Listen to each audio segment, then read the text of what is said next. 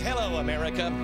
I want to talk to you tonight about communism. And I have to tell you, I know how many people in America feel when somebody gets on TV and says, I got to talk to you about the communist. 3 years ago, I would have made fun of people like me. I would have mocked me. I would have.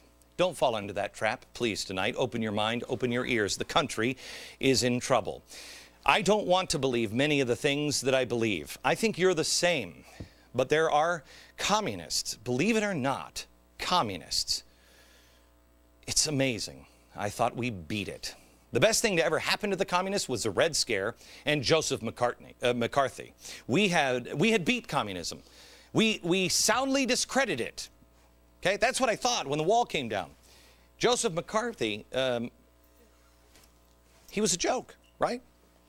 In every sense, people viewed communists in his day as traitors who wanted to destroy America. They crept into the unions, especially the teacher unions, that coupled with the colleges. Now you have a situation where communists were starting to be the ones writing and teaching our history. Now what happens? After communism fell, it was erased. We have children growing up now that they don't even know what communism is. They didn't have to do what we did as kids. They didn't have to go through the emergency attack drills at school where we were like, what? Okay, a nuclear bomb's going to go off and what? I'm going to get under my desk for what? They didn't have to go through duck and cover. They didn't growing up, they didn't hear about gulags.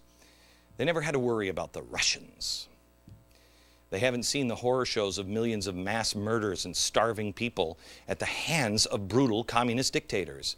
So now it's just cool to be a communist. What difference does it make? T-shirts of Che are one of the most popular T-shirts around. Che was a racist and a mass murderer, yet we have schools banning kids from wearing American flag T-shirts on Cinco de Mayo, but Che T-shirts, cool. If we're going to ban a T-shirt, and I wouldn't ban any T-shirts. I just teach kids what's cool and what's not. I'd ban the one with the killer communist on it.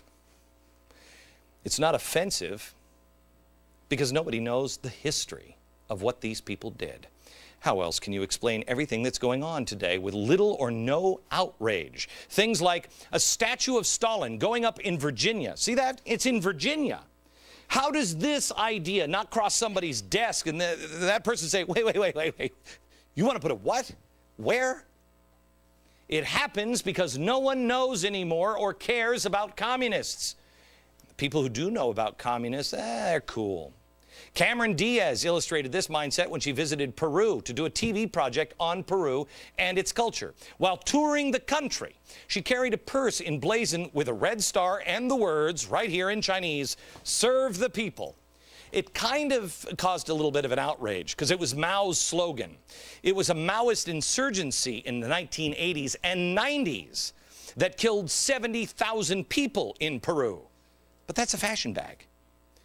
That's not to mention the millions, the tens of millions of people that Mao killed in China. It's not so cool when you know history, is it, Cameron? But they don't. Nobody's teaching it, and people are busy erasing it. You've got communist teachers in California calling for revolution. That's what this guy's doing. He's a teacher. In Houston, there's a branch of CPUSA. Do you even know what that is? You recognize the symbol if you're my age, Communist Party USA. They are a group calling for the nationalization of BP. Nationalization of BP, communists. Reaching out to young people through Facebook. Ah, look at that. And their favorite movie is Capitalism, a love story. Hey, that's Michael Moore. Cindy Sheehan in New Orleans talked about challenging capitalism. Listen to what she's calling for. Any meaningful discussion of this disaster must challenge the system and structure of capitalism.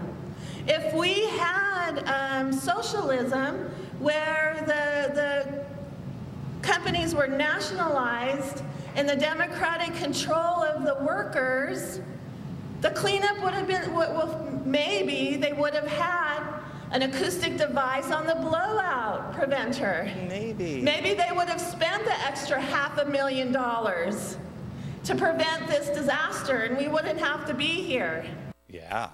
Or, Cindy, maybe like every other nationalist or socialist or communist country in the world, in the history of mankind, they'd already be bankrupt, and people would be living in gulags.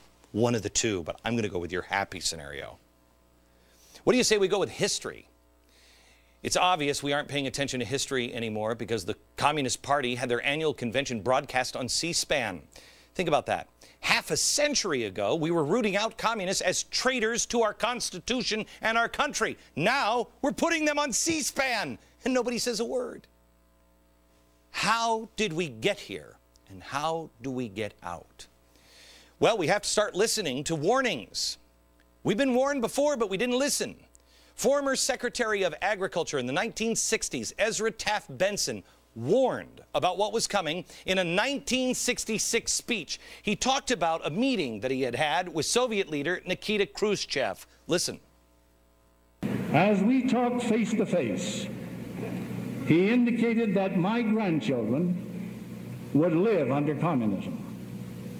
After assuring him that I expected to do all in my power to assure that his and all other grandchildren will live under freedom, he arrogantly declared in substance, "You Americans are so gullible. No, you won't accept communism outright. But we'll keep feeding you small doses of socialism until you'll finally wake up and find you already have communism. We won't have to fight you. We'll so weaken your economy until you fall like overripe fruit into our hands." I had dinner about 6-8 months ago with Mike Benson, that man's grandson.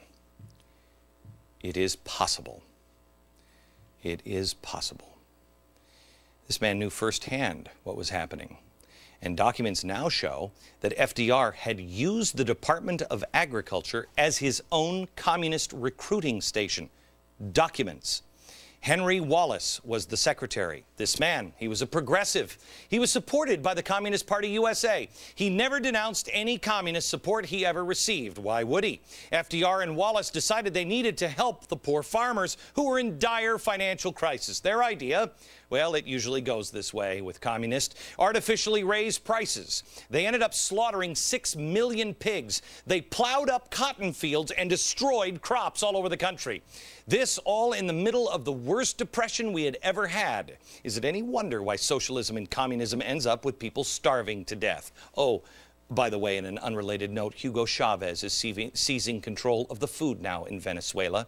There are now 80,000 tons of rotting food in warehouses. But pay no attention to that, because communism is cool. Have you seen my new Perth? This is why we need